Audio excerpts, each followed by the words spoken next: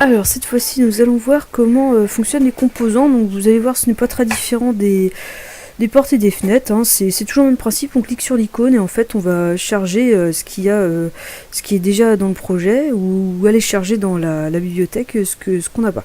Donc quand on fait ça, on voit qu'on a une baignoire déjà qui vient s'intégrer. Donc il me semble que cette baignoire est en 2D, voilà, c'est un bête croquis en 2D.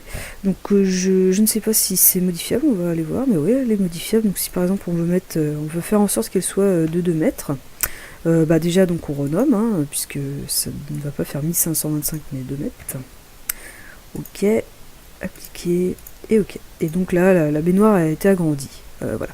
Donc la différence par rapport aux portes et aux fenêtres, vous voyez, c'est que cet objet n'a pas besoin d'être inséré quelque part. Donc il faut savoir qu'il y a des composants qui en revanche, ont besoin d'être insérés quelque part. Par exemple, par défaut dans Revit, en fait vous avez voilà, cuvette réservoir. Donc c'est pareil, tant que vous êtes là, vous voyez, rien ne se passe. Et quand vous approchez du mur, hop, vous voyez le toilette en fait est fait pour s'accrocher à une face, donc en l'occurrence le mur. Voilà. Donc je pense que celui-ci est en 3D, non, il est aussi en 2D je crois. On ne voit pas. Eh ben, ça veut dire qu'il est juste en 2D. Hein, voilà. On n'est pas obligé de tout représenter en 3D dans Revit. Alors sur des sites comme BIMobject par exemple, BIMobject,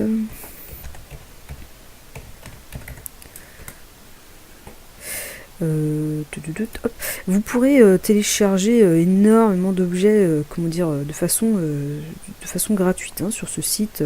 Par exemple, parcourir les objets BIM. Voilà, là vous allez en trouver des toilettes 3D, ce genre de choses, mais comment dire, c'est pas forcément justifié à chaque fois de faire quelque chose en 3D. Et puis ce que je reproche un petit peu sur BIMobject, c'est que des fois, en fait souvent ce sont les fabricants en fait de ces produits qui les mettent en ligne. Du coup ils en profitent pour écrire subtilement un peu partout leur marque. Donc bon, si vous êtes professionnel et que vous faites du DCE, c'est pas très autorisé. Donc c'est un petit peu ça qui est dommage. Mais bon, si vous êtes juste étudiant et que vous avez besoin d'objets vite fait, bien faits pour les intégrer dans vos modèles, allez-y, servez-vous sur BIMobject, vous trouverez certainement ce qu'il vous faut. Également, moi-même je vous ferai probablement des objets à télécharger. Alors, comme ça prend quand même un petit peu de temps, probablement certains seront un petit peu payants, et puis d'autres qui sont relativement simples seront gratuits. Et je vous ferai aussi des tutoriels pour comment en faire soi-même. Mais bon, vous allez voir, la fabrication d'objets c'est assez vite tordu, compliqué, donc ça dépend ce que vous voulez faire exactement. Bon, autre chose, sinon pareil, si vous ne trouvez pas dans la liste par défaut du fameux gabarit défaut frafra, vous pouvez bien sûr aller en charger d'autres. Hein, par exemple, vous cliquez ici sur charger la famille, ou sur modifier, et vous cliquez ici sur charger, et là à nouveau vous allez pouvoir trouver ce que vous voulez dans les composants. Alors pas cartouche, par exemple dans l'immobilier il y a quand même 2-3 choses qui peuvent vous intéresser. Bon, par exemple des canapés, ce genre de choses. Donc si vous voulez vous amuser à représenter votre maison, il y a quand même un petit peu de choix pour faire quelque chose. Tiens, hôpital, des chariots, ce genre de choses. Bon, ces objets-là, je crois, sont faits en 3D, hein, il me semble. Enfin. Ouais, donc ceux-ci sont faits en 3D.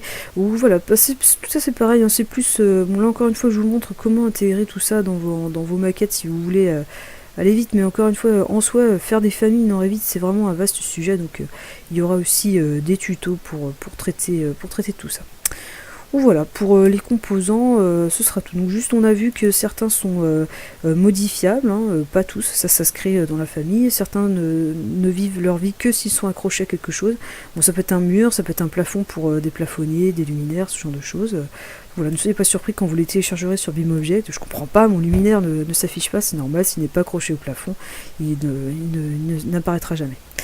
Voilà, c'est tout pour les composants.